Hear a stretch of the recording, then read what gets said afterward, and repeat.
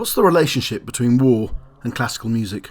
In the Ukrainian capital Kiev, under attack from the Russians, a group of musicians joins together to play Beethoven's Ninth, the official anthem of the European Union.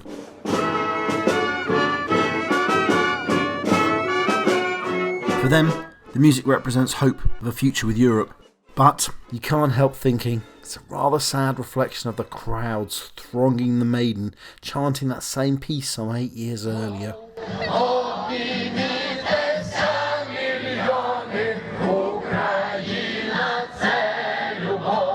Meanwhile, on the front line, a Ukrainian troop plays, without any irony, a Russian tune.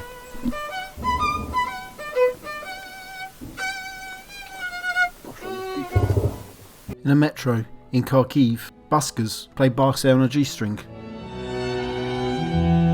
What is the relationship of music to war? Music provides a relief from war. Жизнь продолжается, потому что музыка и искусство – это жизнь. Это те лучи, которые помогают душе выжить. Classical music provides a relief from war, but classical music has also been drafted for war.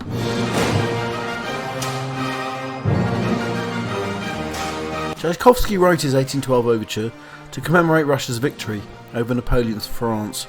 He wrote the piece in 1880. It's now 2022, and Tchaikovsky's overture has been cancelled. A concert featuring a piece celebrating Russian military victory and including artillery fire is surely insensitive whilst Mariupol is still under siege. For what it's worth, Tchaikovsky hated his own piece, declaring it very loud and noisy, without artistic merit, because I wrote it without warmth and without love. It wouldn't be the last time Tchaikovsky would be drafted for use by politicians and warmongers.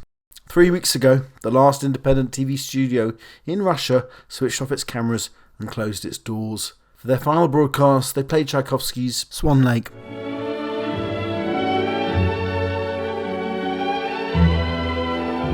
It was a pointed move, for this is the same piece Russian TV famously played for 2 whole days during the unsuccessful 1991 coup.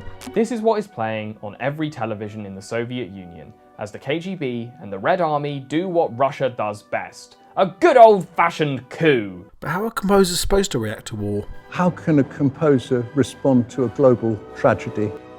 I suppose by writing music. Shostakovich wrote his 7th Symphony in active defence of his hometown Leningrad, under siege by the Nazis in 1941. The score was flown into the besieged city at night and told its inhabitants that, despite the hardships of the besieging, they would attain final victory.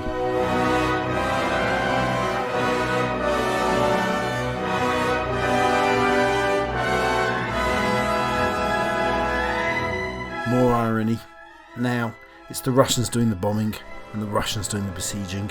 Граждане России, чем ваша блокада Мариуполя отличается от блокады Ленинграда в годы Второй мировой войны?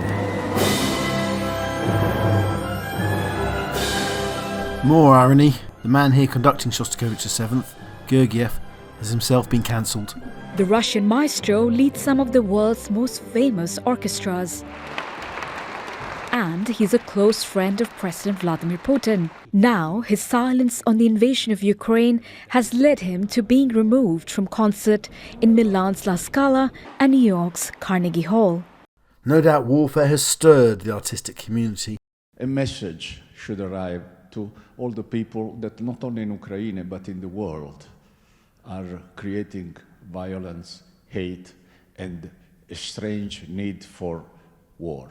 We are against all that. But how far do you go? This young kid has been canceled by the Montreal Symphony and all of his performances, not because of anything he has said politically. He's young, he's 20 years old. War stirs the musical community to boycotts and appeals and some very stirring moments. These 2 Russian and Ukrainian sopranos in Naples decided to use their performance as a gesture of peace and friendship. If there is a war of images and music, the Ukrainians are clearly winning it.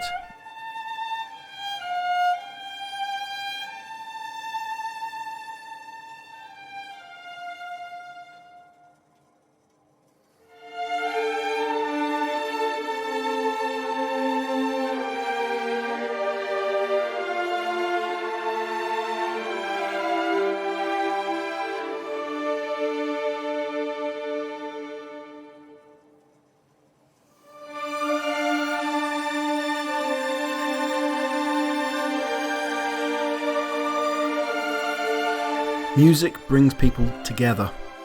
It's about harmony, communication, understanding. Давай. I asked what the relationship was between war and classical music, and the truth is they are opposites.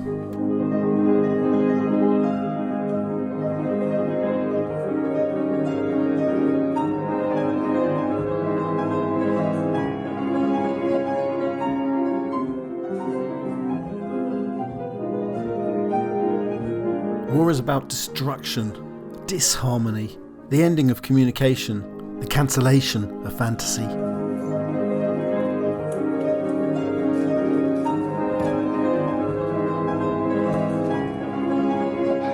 Music brings people together, war tears people apart. Music creates, war destroys.